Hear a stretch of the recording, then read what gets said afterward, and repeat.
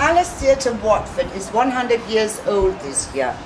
In a few weeks' time there will be a big celebration, and one man has prepared a very special present. Ian Scleater fell in love with the Palace Theatre Watford the very first time he crossed the threshold at the age of 5. He's been under the spell ever since and has spent the last 3 years researching and writing the story of the Palace Theatre, which is a personal gift to the love of his life, the Edwardian Lady in Clarendon Road. You've done it! Yep. How does it feel? Certain amount of relief, I suppose, and yet at the same time it's been such fun. And I hope it's going to sell well enough to mean something to the budget of the theatre. You can't predict what audiences are going to come and how well a play is going to sell, but the plays here always deserve to sell well.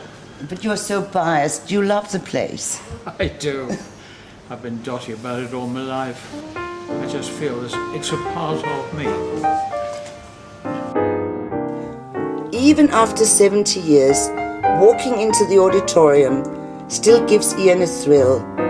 It's a magical place, a world of make-believe, fantasy, and at times thought-provoking. He more than most realises we are lucky to still have a theatre in Watford, the only producing theatre in Hertfordshire, which still attracts the stars by its beguiling Edwardian looks.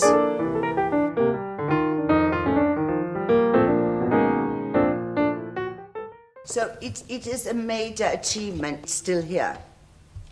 It's more than a major achievement. It's close on a miracle, I think, considering how dangerously close we've come to losing this beautiful theatre in the past. Theatre wasn't exactly extremely attractive out back, was it? Out back, it was close to a slum. Hardly anything had been done since 1911 at best, could even be 1908 when the theatre was originally built. Why these distinguished men and women of the theatre, people like Sir John Mills, Maureen Lipman, Anna Neagle, were willing to come and play under those circumstances, and I've asked one or two of them, and the answer has always been the same. It's the play first, and playing in this beautiful Edwardian theatre is the added encouragement.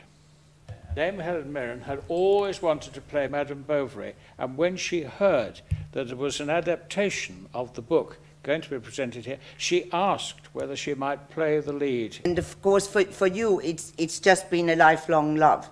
It has, and I've stood just down there. I was musical director on so many occasions, waving my arms about and obscuring the view of the stage for the audience sitting behind me. But it's been a wonderful experience. And just like that, you've seen wonderful performances on stage. The theatre itself has had its drama, has it not? Recently, of course, the supreme goodie was the anonymous donor who made it all happen. There was a rather acrimonious debate in the council chamber in 1964 as to whether or not it should be turned into a civic theatre. The alternative, of course, being to pull it down. Or someone would pull it down and turn it into a bus garage. And one of the councillors in the council chamber, goodness knows why, he referred to this building as that shack down there. How could anyone call this place a shack?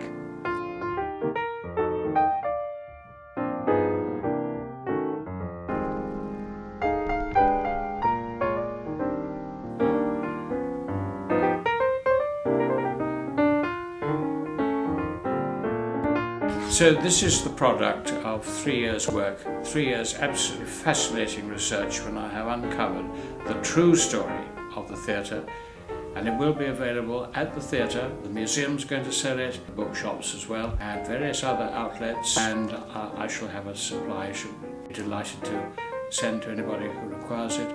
And the price, mostly the benefit of the theatre, is £19.95 per copy. I hope you'll enjoy reading the product of all my investigations. Thank you.